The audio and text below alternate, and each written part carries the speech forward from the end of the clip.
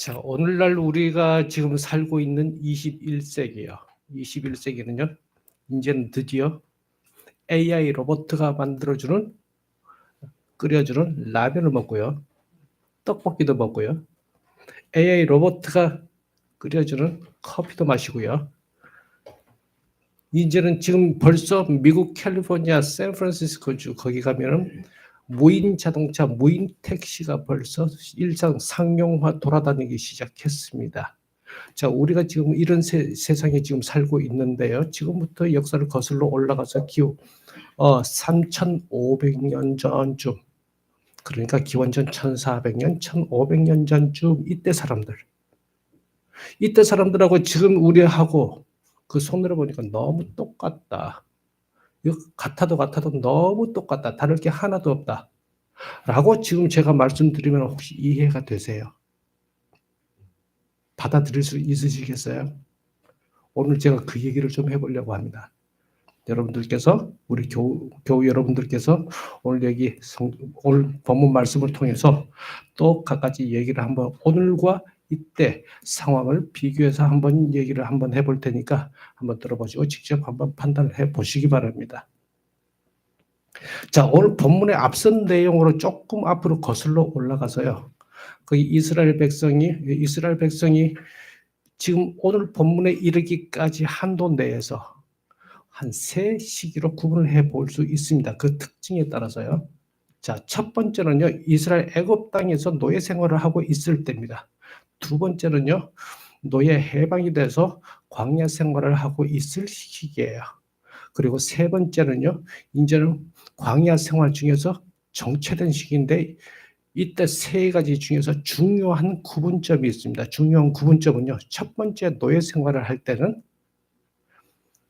이스라엘 백성이 이렇게 있으면 위에 애굽 이집트라고 하는 노예 주인이 있었어요. 자, 그 다음에 노예는 해방돼서 자유인이 됐는데 위에 또 뭔가 있었습니다. 아주 우리의 유능한 지도자 모세가 있었습니다. 노예 주인 애굽을 대신해서 이제는 모세를 두고 있었어요. 그런데 이 모세도 없어졌습니다. 오늘 모세가 안 보이니까 이제 난리가 나는 거죠. 그죠? 자, 그러면 이 빈자리에다가 결국은 금송아지를 대치를 했다는 얘기인데 이게 무슨 얘기인지요? 이게 지금 어떻게 되는 상황인지 조금 더 시기별로 조금 더 보겠습니다. 첫 번째, 애굽에서 노예 생활을 하고 있었던 시기를 좀 보면은요. 출애굽기 3장 7절에 보면은 이 상황에 대해서 우리 하나님께서 어떤 생각을 하고 계셨는지 자세히 나와 있습니다. 나의 백성이 고통받는 것을 내가 보았고, 그 다음에 나의 백성이 너무 괴로워서 소리 지르는 것을 내가 들었고, 그래서 이건 내가 너무 안 돼서 내가 이제 얘네들을 젖과 꿀이 흐르는 땅으로 내가 데리고 가야 되겠다. 그렇게 나와 있습니다. 하나님께서 우리 이스라엘 백성들을 구원해 준 동기가 여기에 지금 나오는 부분이에요. 너무 불쌍하고 안 돼 보여서 결국에는 우리 하나님께서 구해 주셨다는 얘기인데 여기서 보면 우리가 한번 생각을 해봐야 될 게 이스라엘 백성들이 하나님께 정말 간절한 신앙과 간구로 얻어낸 결과가 아닌 것 같다는 얘기입니다. 이게 중요한 포인트예요. 그 다음에 두 번째 기간을 보면은요, 애굽에서 나와서 이제 노예 해방이 됐습니다. 노예 해방이 됐는데 광야길을 가는 동안에 이 사람들 조금 힘든 일만 나오면은요, 이제 아우성치고 불평불만 난리가 났죠. 차라리 애굽에 그냥 거기에 그냥 가만 놔두지 왜 우리 여기까지 데리고 와가지고 우리 객사하게 만드냐? 왜 이렇게 힘들게 만드냐? 그냥 놔두지. 거기 있었으면 조금 힘들게 했는데 그래도 먹고 사는 데는 지장 없었다. 왜냐? 노예는요, 노예 주인이 밥은 먹여요. 그래야 일을 시키니까. 차라리 그게 낫다는 거죠. 이거 물에 빠진 거 건져주니까 이거 보따리 내놓으라는 게 아니겠습니까? 자, 세 번째 기간을 보면은요, 이제는 노예 주인도 없고 모세라는 사람도 없어요. 이걸 다시 보면은요, 자신들을 인도했던 게 여태까지 보면은 노예를 해방시켜주고 구원시켜줬던 게 모세라고 하는 한 사람, 한 유능한 지도자였다고 생각을 했던 것 같습니다. 이게 다시 말해서 이게 다른 말로 뭐냐고 하면은요. 그 마음속에 하나님에 대한 생각은 지금 보이지가 않습니다. 새 기간 동안에 다 공통적으로. 자, 겉으로 보이는 상황은 이렇게 서로 완전히 다른데요. 그 속내를 보면은요, 이런 공통점이 있었습니다. 내가 노예였던 지도자가 있는 상태에서 내가 노예가 아닌 자유인이었던, 아니면은 이제는 지도자도 하나의 구심점이 없이, 지도자도 없이 우리들끼리의 온전한 자유를 누리는 진정한 자유인이었던 그런 나의 삶의 컨디션은 전혀 상관이 없었고요. 이스라엘 백성들은 마음속으로 그리고 또 영혼으로 우리 야훼 하나님을 온전히 믿고 따르는 그 신앙은 그 어떤 상황에서도 찾아보기가 어렵습니다. 이 부분은 우리가 한번 아주 심각하게 생각을 해봐야 될 부분인 것 같습니다. 이걸 보면요, 애초에 우리 이 사람들 마음속에 하나님 신앙이 애초에 아주 요만큼이라도 좀 있었나 굉장히 궁금해집니다. 의문이 들어요. 왜냐? 하나님에 대한 신앙이 이만큼이라도 있었으면요, 분명히 그 마음속에는요, 두려움이라고 하는 게 있었을 겁니다. 왜냐? 믿는데 그건 내가 그 믿는 대로 행하지 않으면 어떻게 될 것 같은 분명한 두려움이 있을 건데, 그 두려움이 만약에 조금이라도 있었다면 과연 이 사람들이 그렇게 금송아지까지 대놓고 만들 수가 있었을까? 그렇게까지 생각을 해보면 애초에 이 사람들이 구약 우리 하나님에 대한 야훼 신에 대한 신앙의 원조라고 얘기를 하는 그 원조에서 애초에 그 신앙이 있었는가 굉장히 궁금증이 많이 생깁니다. 자, 그러면은요, 이 사람들 오히려 마음속에 그 속에 뭐가 있었을까요? 결국은요, 이 사람들한테 중요한 거는요, 당장 먹고 사는 게예요. 마음의 신앙이고 영혼이고 그게 문제가 아니고 오늘 먹고 이거 해결되면 별 문제 없었다는 얘기가 됩니다.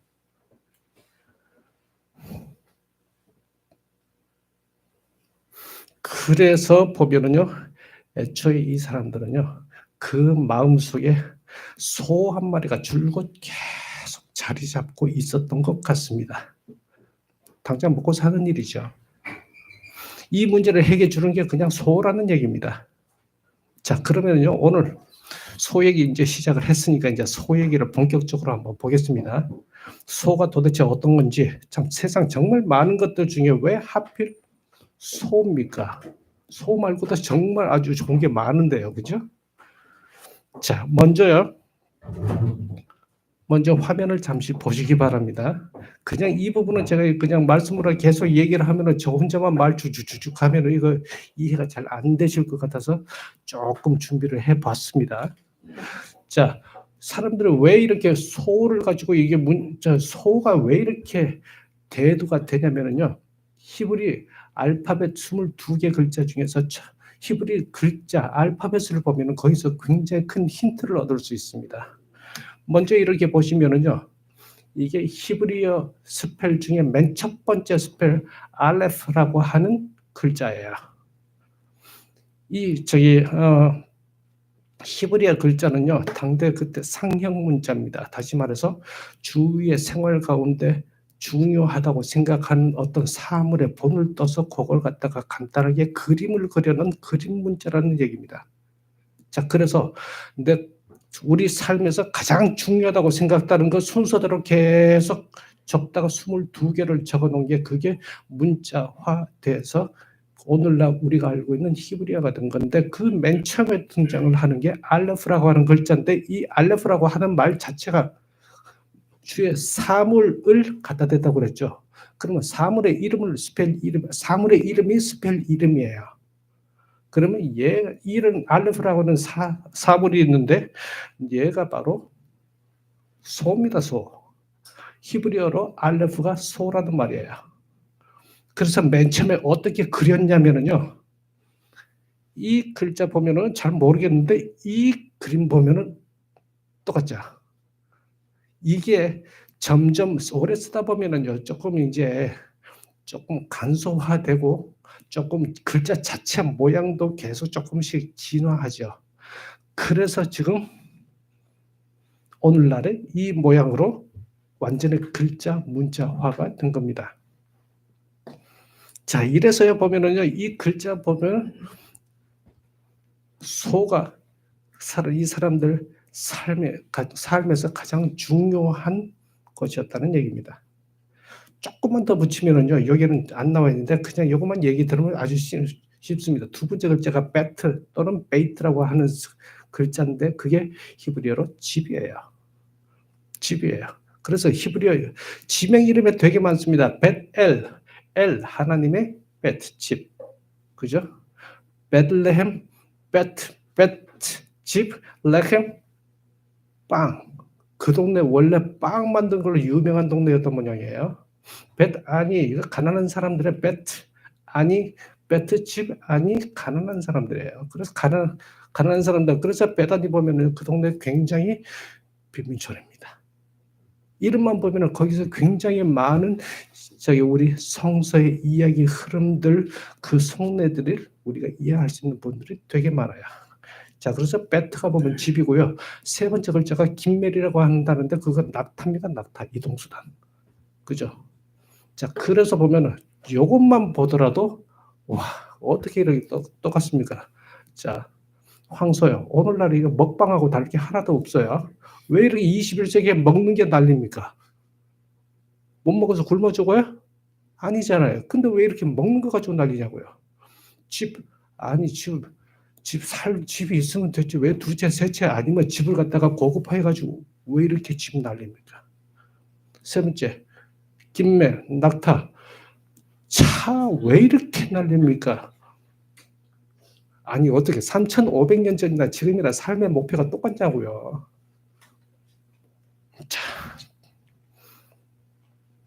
자, 최근에요. BBC 뉴스에서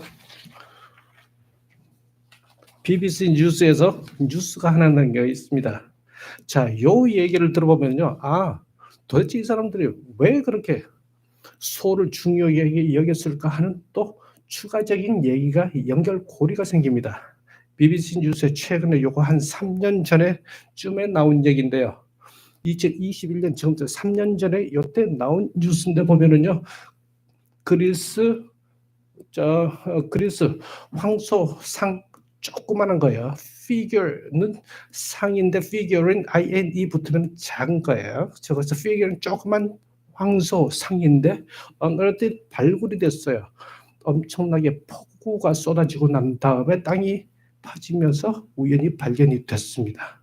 자, 그래서 그 소가 보니까요, 바로 요놈입니다. 자, 그래서 이걸 보시면 벌써 넘어가는 게 아닌데 왜 벌써 넘어갔을까? 아, PPT 밑에 밑줄이 없어져 버렸네.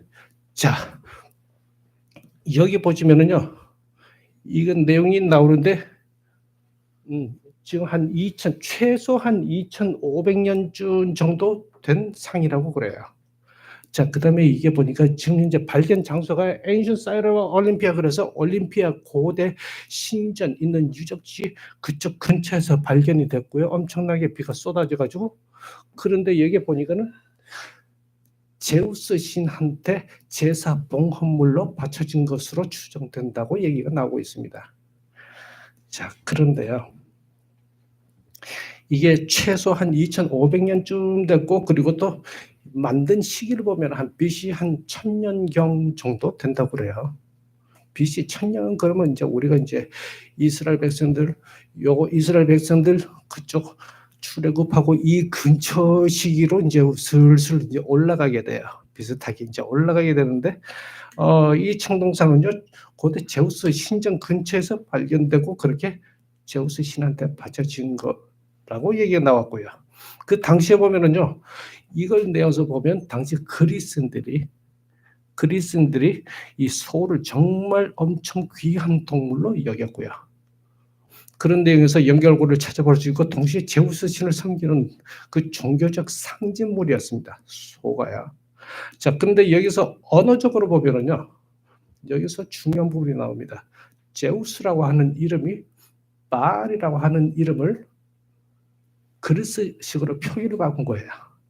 다시 말하면 제우스 신하고 바알 신하고 같은 다른 이름 같은 신이라는 얘기입니다.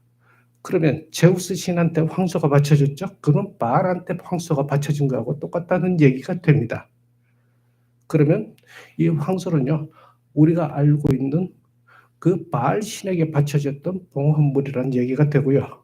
이 바알 신을 갖다가 조금 더 역사적으로 거슬러 올라가면은 기원전 한 1400년 전 그 근처쯤 해가지고 그때 이집트에서 굉장히 성행했던 신이었습니다. 아주 그 신들 중에 제일 잘 나갔던 신이에요. 그죠? 일타 신이었습니다. 예. 그런데 요때 기원전 1400년 정도 요때경부터 성행했다고 그러면은요. 이제 얘기가 이제 고리가 생깁니다. 이스라엘 민족이 요때 시기 근처쯤 해가지고 애국 생활을 할 때 시기하고 이 시기가 겹치거든요. 다시 말해서 우리 이스라엘 민족들이 이집트의 이 바알 신에 벌써 가나안 땅에 오기 전에 훨씬 전에 이집트에 있을 때부터 벌써 이거 소하고 되게 치렀다는 얘기입니다. 이때 벌써 마음속에 그래가지고 인생의 목적은 먹고 마시는 거다. 벌써 이게 자리 잡고 있었다는 얘기가 돼요. 무서운 얘기입니다. 그러니까 이집트에 있을 때는 먹고 살 수 있었다. 힘들긴 했지만 광야에 나오니까 조금 먹는 거 문제 생기면 그때부터 맨날 하는 얘기가 똑같았습니다. 그냥 놔두지 왜 여기까지 와가지고 굶어 죽게 만드냐. 거기서는 밥은 먹었다. 계속 이랬어요. 자, 그러면요. 다시 오늘날로 한번 보겠습니다. 미국의 자동차 회사 대표적으로 빅3가 있어요. 빅3가 있는데 저기 GM, 포드, 크라이슬러 이렇게 세 개 자동차가 있는데 미국은 원래 이 세 개 자동차가 잘 나가는 게 만들어 놓으면 그냥 팔렸어요. 그 국민 숫자가 얼마입니까? 그래서 1970년대 한 80년대 초반 그 정도까지만 해도 정말 만들면 팔리기 때문에 특별히 더 연구 개발 이런 거 업그레이드 업그레이드 뭐 그런 거 별로 필요가 없었어요. 자, 그런데 한 1980년대 한 중반쯤 되니까 이게 차가 이제 안 팔리기 시작하네. 국민들은 이제 차 살 사람들 웬만큼 살 사람들이 다 샀다는 얘기가 됩니다. 그런데 이때도 미국 자동차 회사들은 별 생각이 없었어요. 왜 안 팔리지? 이제 뭐 하나? 그냥 그 정도만 있었지 다른 생각을 못 했는데 이때 혜성처럼 나타난 아주 스타급 자동차가 있었는데 완전 대박이 났습니다. 미국에서 아주 자동차 웬만큼 다 가지고 있는데 그 와중에 자동차가 불티나게 팔렸고요. 전 세계적으로 아주 난리가 났습니다. 우리나라에서도 엄청 사댔어요. 그게 일본의 토요타 렉서스예요. 이 렉서스 이 차량 자체가요. 보면 왜 어떻게 다 차들이 있는데 왜 그 와중에 사람들 그렇게 엄청 사댔을까? 굉장히 궁금증이 많이 생기는데 그 비결이 하나 있었습니다. 다시 그거 비결은요. 럭셔리화 시킨 겁니다. 차를. 그래서 그 이전까지는요. 그냥 차가 잘 나가고 튼튼하고 그냥 가면은 그냥 그걸로 끝이었어요. 그런데 갑자기 여기에다가 가죽 시트에다가 온갖 차 안에 편의 사양을 갖다가 막 때려 넣기 시작하고 오디오도 보스 오디오 같은 거 이런 거 막 때려 넣고요. 그러니까 차값이 2배, 3배가 되죠. 그렇게 해놓으니까 사람들이 거기에 꽂혀가지고 엄청들 사댔다는 얘기예요. 여기에서 아주 중요한 인간의 심리, 소비 욕구에 대한 심리가 나오고 여기에서 굉장히 큰 우리가 되돌아볼 점이 생기고 오늘 우리 얘기와도 굉장히 중요한 연결고리가 생깁니다. 바로 이 부분 때문에요. 1980년대 전 세계적으로 80년대, 1900년대 중후반으로 전 세계 경제 정책에 있어서 절대적 영향을 미쳤던 케인즈 이론이라는 게 있어요. 어렵지 않습니다. 괜히 그냥 이름 이렇게 갖다 대면 일단은 먼저 긴장들 하고 계시죠? 긴장 안 하셔도 됩니다. 아주 쉬운 내용입니다. 자, 그래서 케인즈 이론이라고 하는 게 있는데 이 소비자 욕구를 갖다가 미처 짚어보지 못해서 깨졌어요. 그 내용이 뭐냐면 케인즈 이론이라는 게 잉여 저축론 들어보셨죠? 이렇게 또 전문 용어 갖다 대면은 갑자기 인사 표정이 굳어지시는데 펴십시오. 굉장히 쉬운 얘기입니다. 자, 사람들이 기본적으로요, 돈을 벌어요. 그러면 의식주 먹고 입고 자고 하는 거 여기다가 돈을 막 써요. 계속 열심히 일하니까 또 시간도 지나니까 돈을 더 벌어. 그러면 그걸 갖다가 의식주 말고 주위에 집안에 보면 살 게 많아요. 그동안 못 샀던 거. 계속 수입이 늘어나고 계속 살 게 많아서 계속 소비도 늘어나요. 그런데 계속 하다 보면 수입은 계속 더 늘어나는데 소비는 계속 하다 보면 이제 살 만큼 웬만큼 다 샀어요. 그러면은 소비는 어느 시점 되면은 소비는 멈추고요. 수입은 조금 더 늘어가기 때문에 중간에 남는 돈이 생기기 시작한다는 겁니다. 그래서 그 남는 돈, 그렇게 그 시점 되면은 사람들은 남는 돈을 저축을 하게 될 것이다 해가지고 그게 잉여, 남는 거죠. 그래서 남는 돈 저축, 잉여 저축론이라고 하는 그걸 기반으로 해서 만든 게 케인즈라고 하는 학자가 케인즈 이론을 세운 거예요. 그 유명한. 미국을 중심으로 해서 엄청난 국가들이요. 이 이론을 전체 이론을 바탕으로 해 국가 경제 정책의 바탕으로 깔고 있는 이 이론이고요. 우리나라도 상당 부분 케인즈 이론을 바탕에 깔고 있어요. 근데 이게 깨졌다고요. 사람들의 그 심리, 그걸 잘못 오해를 하고 있어서. 자, 그래서 여기서 보면은요, 결국에는 사람은요, 실제로 보니까 의식주 문제 그거 해결하고 난 다음에 소비가 멈추냐? 아니고요. 그게 절대 아니더란 겁니다. 차를 한 대 사고 끝나는 게 아니라 한 대 사고 조금 타고 다니면은요, 한 가정에 한 대가 아니라 이제 집안 식구별로 이제 한 대씩 해요. 한 대가 아니라 두 대, 세 대씩 막 사요. 그죠? 아니면은 식구별 인원수 없으면은요, 차를 갖다가 업그레이드를 해요. 차를 갖다가 충분히 오래 타서 바꿀 때가 돼서 바꾸는 게 아니라 요즘 이렇게 지내다 보면 더 좋은 차 있는데 주머니 조금 돼.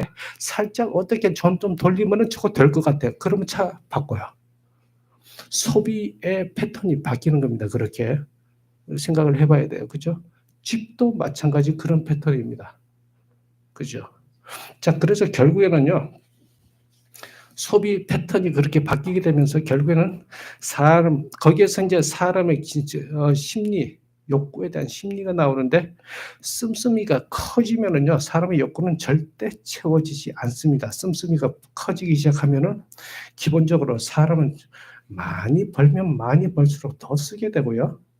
그렇게 쓰는 정도가 커지기 시작하면은요, 이 커진 씀씀이의 내 범위가 거기에다가 내가 스스로 나중에는 내가 나를 못 채우게 돼요. 그게 악순환 되는 겁니다. 거기에서 나오는 게 그래서 어떻게 생겨요? 오늘날에 카푸어가 나오고요. 하우스푸어 나오고. 이거는 애초에 내 주머니 돈이 아니라 남의 돈 가지고 차 사고 집 사고 그래가지고 거기에 발목 껴가지고 집 하나 갖고 집 한 채 있는 극빈층이 돼요. 먹고 입고를 제대로 못하는 거야. 집에 돈 다 영혼까지 끌어서. 자동차도 마찬가지예요. 특히 젊은 세대들.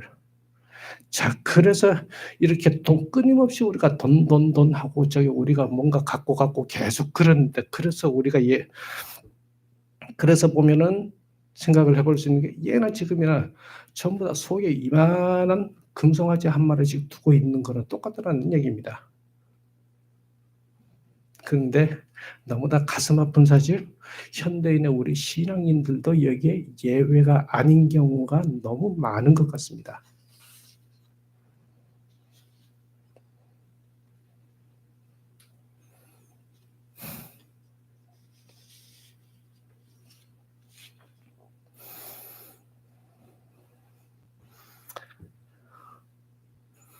자, 그래서요, 오늘 이 시간에는요, 제가 이렇게 얘기를 장황하게 얘기를 들어놓은 거는 뭐 그래가지고 어쩌자고 라고 그 얘기를 갖다가 결론을 짓고자 하는 얘기는 아닙니다.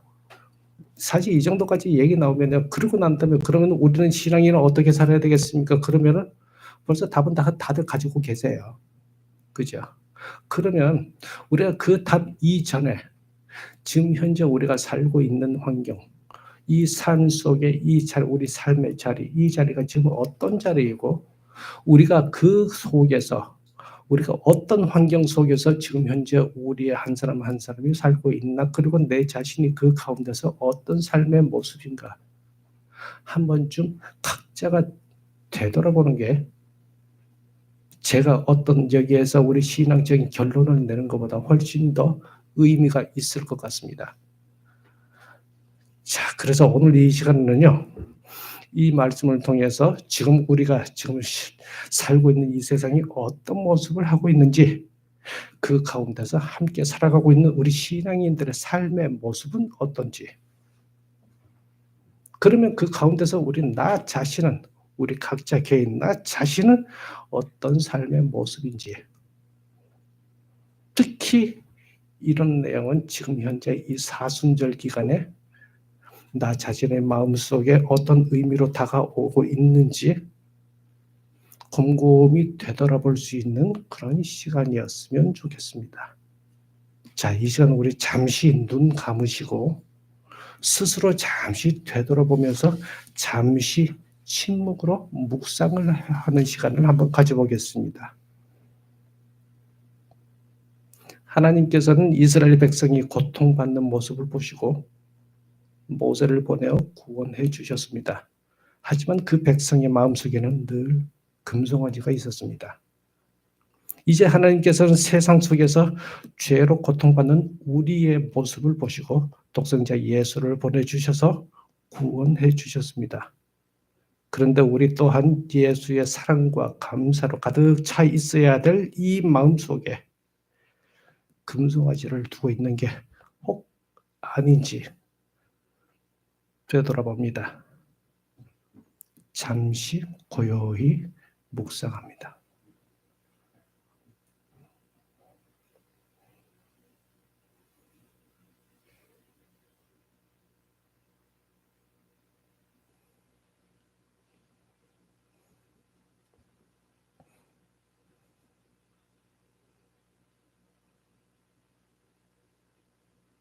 자, 그러면 눈을 뜨시고요.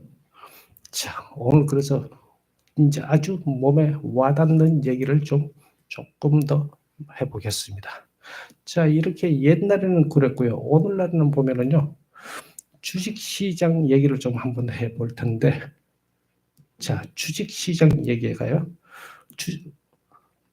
주가가 한참 오를 때, 주식시장이 활황일 때는요, 엄청 잘 나갈 때는 이걸 영어 표현으로 불마켓이라고 얘기를 해요. 이거 우리말로 직역하면 소시장이란 얘기죠.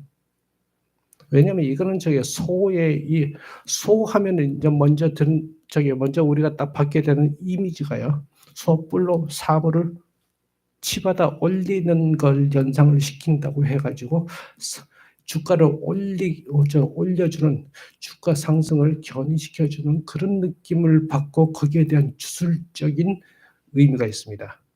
그래서 불마켓이라고 하는 표현을 쓰고요. 주가가 엄청 떨어져요. 불황일 때는요, 베어마켓을 씁니다. 이 베어마켓은 곰시장, 우리말로 곰시장이에요. 그냥 곰이에요, 곰. 근데 왜 곰을 쓰냐면, 곰은요, 서가지고 이 앞발을 콩콩 내리찍는 습성이 있어요. 이게 주가를 하락시키는 걸 연상시킨다는 얘기죠. 그래서 베어마켓이에요. 불마켓, 베어마켓 이렇게 하는데, 요 불마켓, 이거 전 세계, 그래서 금융가, 전 세계 주요 금융가를 돌아다니면은 소천지입니다. 완전 우리나라 저 횡성 그 소시장 거기보다도 더한 것 같아요. 금융가들이. 자, 보겠습니다. 보자니까. 이건 미국의 월가에 가면 정말 유명한 동상이에요. 돌진하는 황소 찰징 볼이라고 해가지고요, 월스트리트 거기에 있는 거고요. 얘는 독일 프랑크푸르트 증권거래소 앞에 있는 애예요. 저기 뒤에 있는 애가 황소고요, 얘가 곰이에요. 이렇게 황소상만 있는 데도 있고 어떤 데 가면은 곰하고 황소하고 같이 있습니다. 근데 이게 모양을 보면요, 이제는 이해가 되실 거예요. 아, 황소는요, 굉장히 위풍당당 고개를 딱 들고 시선은 내리보고 있고요. 얘는 보통 이렇게 서가지고 이렇게 해가지고 싸울 때는 이러고 다니는데 앞발을 내려놓고 고개를 갖다가 살짝 숙이고 이렇게 물끄러미 쳐다보고 있어요. 엄매 기주고. 다시 말해서 이것도 주식시장의 저게 대박을 염원하는 모양새입니다. 이해가 되시죠? 그죠? 곰은 죽여야 돼요. 황소가 살아야 된다고요. 자, 그 다음에 호주 시드니 금융가에 가면 황소상 이런 게 있습니다. 중국에 가도 마찬가지예요. 이 정도로 전 세계가 지금 황소 천지입니다. 지금 21세기예요. 21세기. 3,500년 전 그때가 아니라. 우리나라도 마찬가지예요. 여의도 가면은요.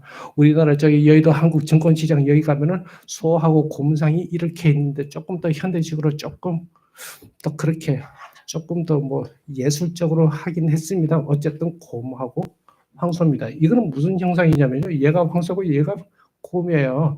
황소가 곰하고 싸워가지고 곰을 잡아뜨려야 이거 주식시장이 대박 날 거 아니에요. 그걸 염원하는 뜻에서 이 동상을 이렇게 만들어 놓은 겁니다. 여기 대신증권 여의도 대신증권 앞에 이 황소상이 또 굉장히 아주 관광 명물입니다. 이거 어떻게 되는 일입니까? 이게 지금 현재 우리가 살고 있는, 근데 바깥에 소들 돌아다니니까 이게 눈에 보이는 이거 동상 이게 문제가 아니라 사실은 우리 사람들 한 사람 한 사람 각자의 마음속에 두고 있는 소, 이게 문제인 겁니다.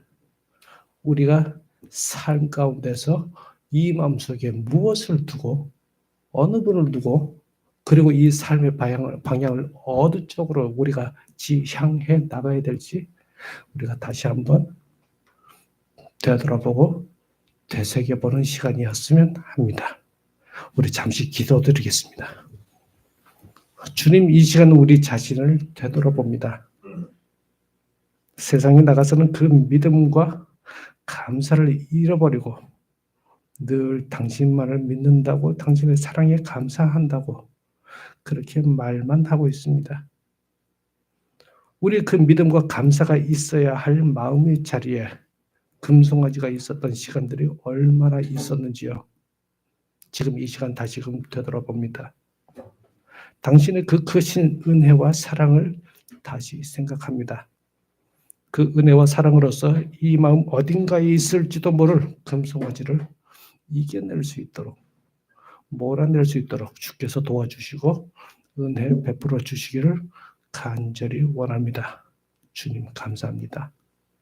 우리 주 예수 그리스도 이름으로 기도드립니다. 아멘.